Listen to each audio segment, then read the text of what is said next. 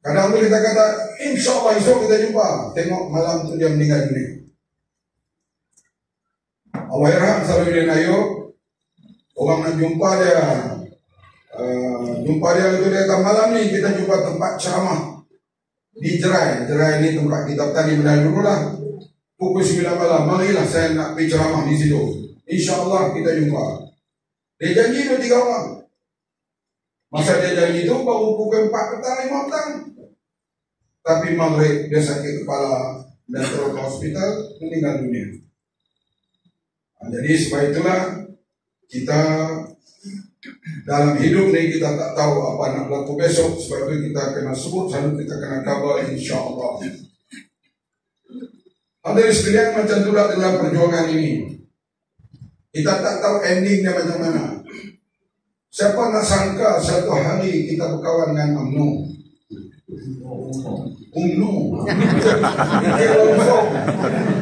Tak terfikir sebab kita lawan daripada saya 44 tahun lawan UMNO. Kadang-kadang kita buka balik ucapan kita 20 tahun dulu, segan nak dengar. Yang kita hantam UMNO tu. Tapi Allah mentakdirkan tahun 2022. Semua tuan-tuan tahu tak, siapa pun tak cukup kursi untuk merintah. Pakatan Harapan tak cukup, BN tak cukup, Perikatan Nasional tak cukup. Nak biar macam mana parlimen tergantung begitu. Jadi suasana begitulah. Kita berbincang dan semua rakan-rakan dalam pemanah mengatakan, Paman, apa hal pun kita kena duduk dalam kerajaan. Bincanglah, Paman bincanglah. Kita kena duduk dalam kerajaan.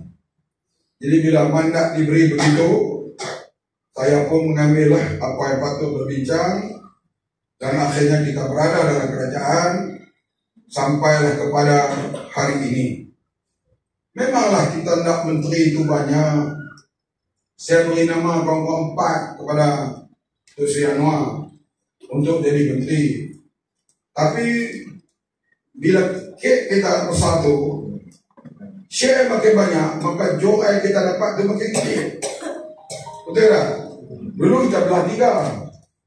Sekarang kena belah 4 apa?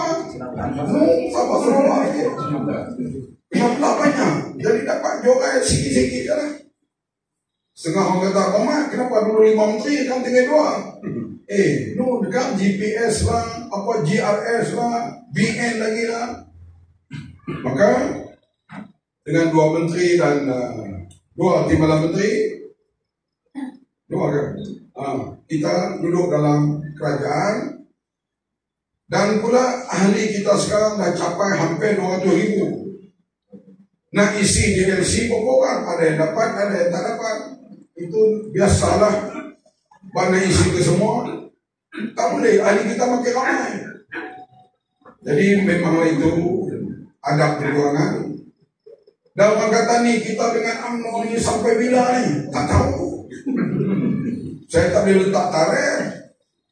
Sebab macam kita dulu lama, mana kita nak sangka kita akhirnya meninggalkan PAS, tak terfikir langsung.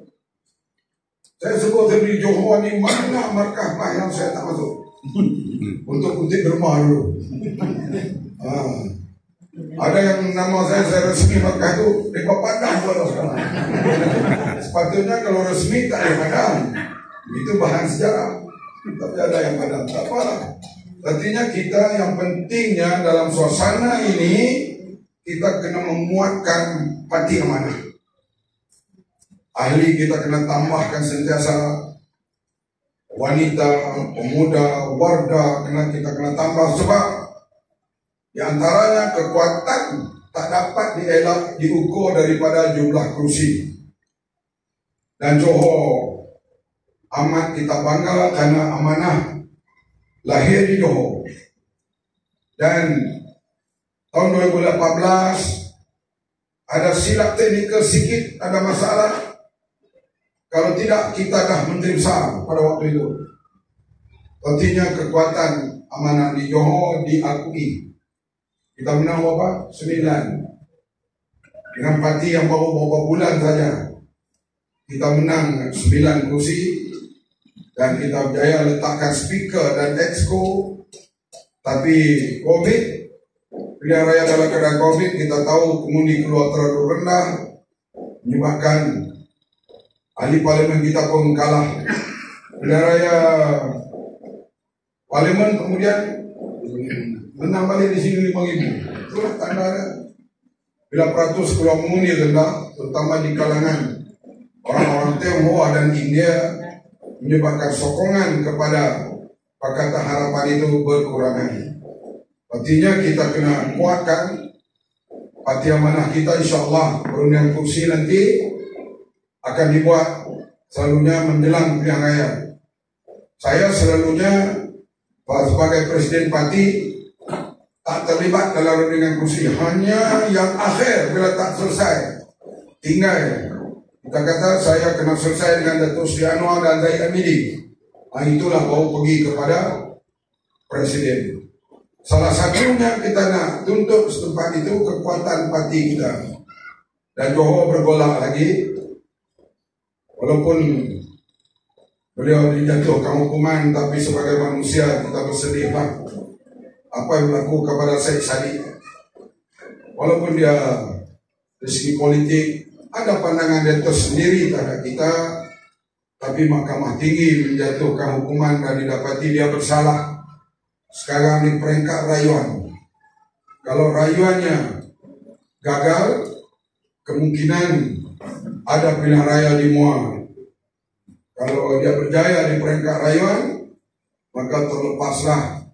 Bagaimanapun kita, apa yang berlaku kepada beliau itu iktibar kepada kita.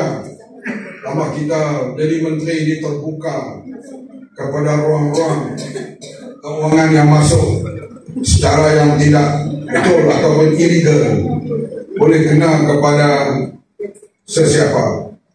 Dan menunggu perbicaraan ahli parlimen itu masih banyak. Antaranya ahli parlimen Tasik Lugo, ahli parlimen Pago lagi yang sedang menghadapi kes kan. Ahli parlimen Pago, ahli parlimen Tasik Lugo, dan bawa-bawa yang lain lagi. Dan kita pula tengok perkembangan mutakhir ini. Saya bila masuk parlimen, mereka kata, Maman, Pak 1. Saya kata, apa dia Pak 1 ni? Bapaknya yang belah yang kata tu Pak. Pak dah lari ke belah kita.